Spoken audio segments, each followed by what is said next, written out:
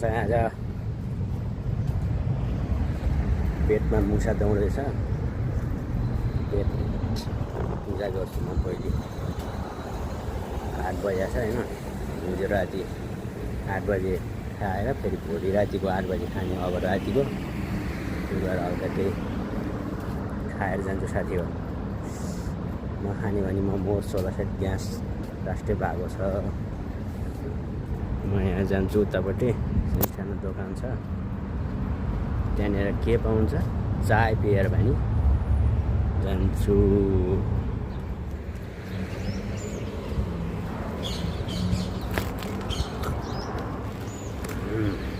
चाय लियो मिठो खालको।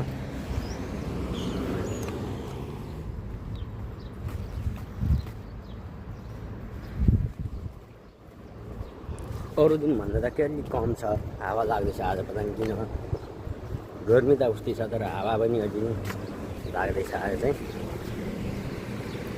रुखपातहरू हिँड्दै छ अलिअलि। हेर्नु त यहाँ आँखा खराब भएको, आँखा हेर्न नबन्ने भएको, चस्मा नलगाएर हो। छिटो भोलि चस्मा किनेर नपठाइदिनु भने भाइ मरेछ थाहा पाउनुहुन्छ। भाइको महत्त्व के रहेछ भन्ने। मैले सब कुरो छोडेर जान्छु, टोपी र चस्मा नकिनेर नदिएर हो भनेर।